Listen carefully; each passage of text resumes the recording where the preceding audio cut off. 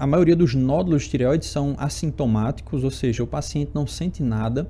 Infelizmente é uma doença silenciosa, porque na maioria das vezes o paciente não sente nada. Como é muito mais frequente nas mulheres do que nos homens, os nódulos de tireoide de maneira geral, e o câncer de tireoide também. Então, o que a gente acaba vendo na prática, no dia a dia, é que as mulheres têm a sua avaliação rotineira feita pelo médico ginecologista.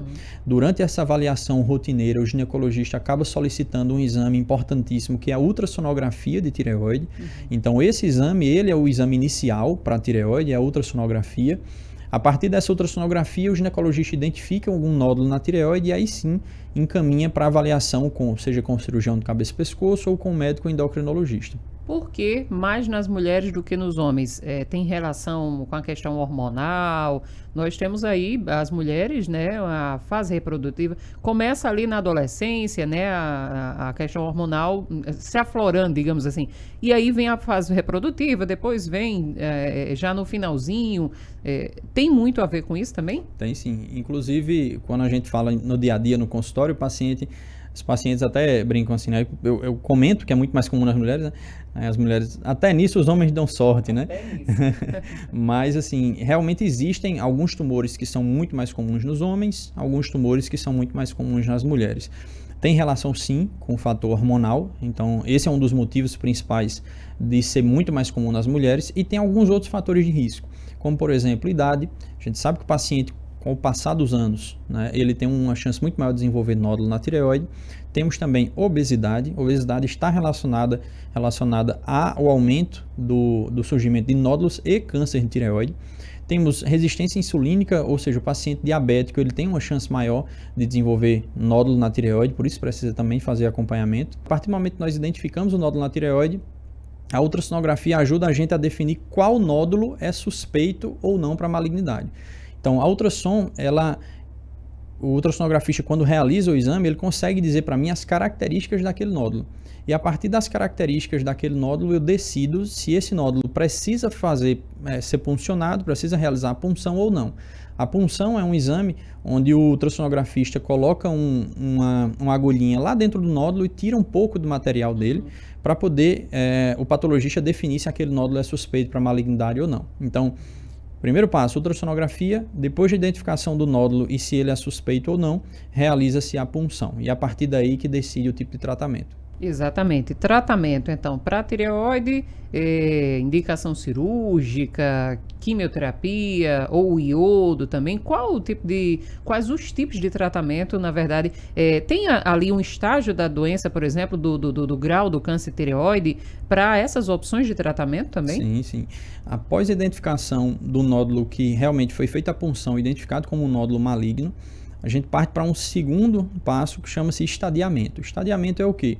Saber se aquele tumor está localizado só na tireoide ou se ele já foi para algum outro órgão, como por exemplo os linfonodos cervicais, ou para pulmão, ou para cérebro, que são os órgãos principais de metástase, ou osso. Então, nesse exame de estadiamento, é identificado se o tumor está restrito à tireoide ou não. Na grande maioria das vezes, o câncer de tireoide ele tem um potencial, o câncer mais comum, que é o carcinoma papilífero, ele tem um potencial metastático baixo. Então, na grande maioria das vezes, o que nós encontramos é um tumor restrito à tireoide. E em relação ao tratamento, ainda o tratamento cirúrgico é o tratamento superior, é o que tem um melhor resultado.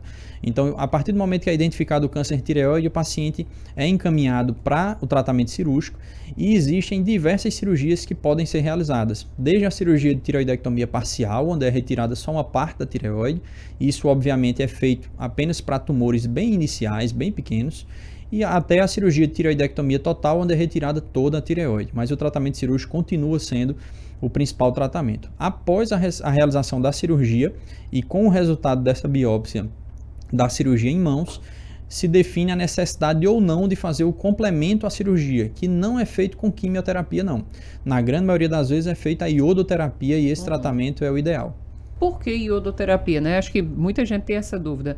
Por que não faz quimioterapia, não faz rádio, nem é iodo? Como funciona? A ideia é a seguinte, na verdade a tireoide é um órgão que ele necessita do iodo, do elemento iodo, para o seu funcionamento. Ou seja, o iodo ele é utilizado como cofator na produção do hormônio da tireoide. Ou seja, toda tireoide ela tem uma sede, uma avidez muito grande por iodo.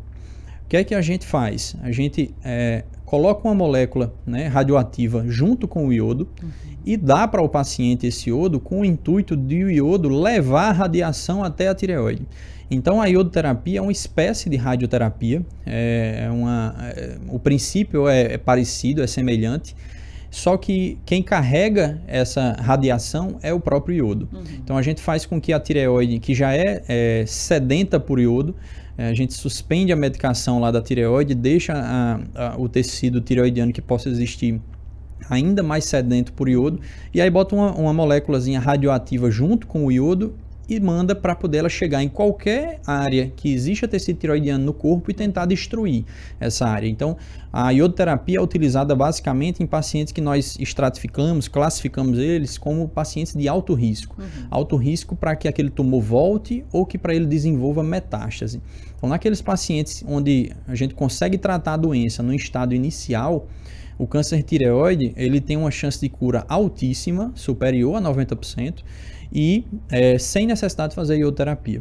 Por isso que nós enfatizamos em momentos como esse aqui, são importantíssimos para a gente conseguir conscientizar as pessoas para fazer seus exames de acompanhamento, para identificar as lesões potencialmente malignas no início e conseguir tratar também no início.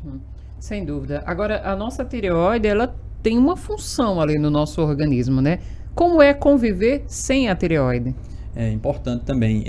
O conviver sem a tireoide, hoje, né, a gente consegue, né, graças aos avanços, a gente consegue sim ter um padrão de vida, uma qualidade de vida altíssima, mesmo sem a tireoide, porque nós conseguimos sintetizar e suplementar o hormônio tireoidiano, que é produzido pela tireoide, na forma de comprimido, e o paciente levar uma vida normal. Eu recebi algumas perguntas até recentemente, abri uma caixinha lá no Instagram, e recebi algumas perguntas recentemente sobre gravidez após a tireoidectomia.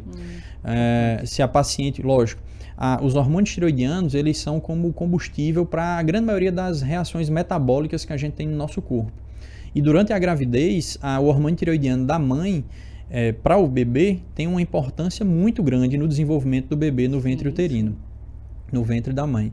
Então, nessa reposição do hormônio da tireoide, a pergunta era: eu posso engravidar mesmo depois de realizar a cirurgia da tireoide? E a resposta é sim. Teoricamente, pelo acompanhamento, quando feito da maneira adequada, com o uso da medicação da maneira adequada, a paciente que foi submetida à tireoidectomia tem uma vida normal. Tem uma vida normal e tem níveis hormonais semelhantes à mulher que não fez, ou a mulher, porque estamos falando porque é muito mais comum nelas, mas a paciente que não tem feito a cirurgia de tireoide.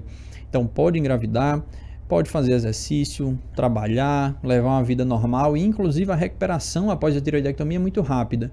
Geralmente com 15 dias a gente já libera o paciente para voltar a maioria das atividades, é uma cirurgia que dói pouco, e com 30 dias é vida normal, o paciente pode fazer academia, musculação, pegar peso, então depois de 30 dias geralmente a gente libera para o paciente voltar a ter uma vida normal. Eu vou mudar a pergunta dessa sua paciente, dessa sua internauta aí lá no Instagram.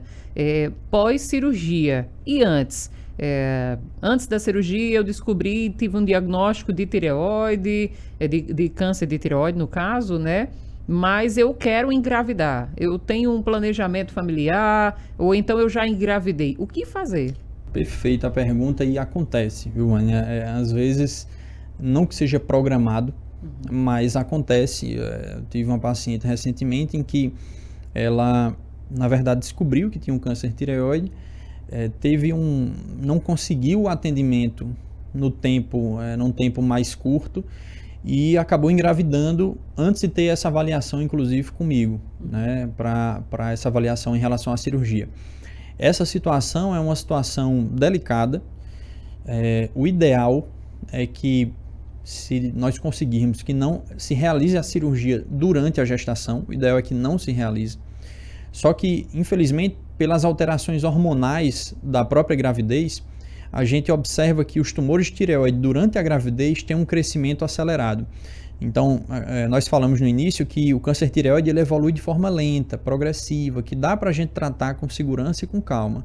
Mas na gravidez, geralmente os tumores crescem rápido pelas alterações hormonais da própria gravidez.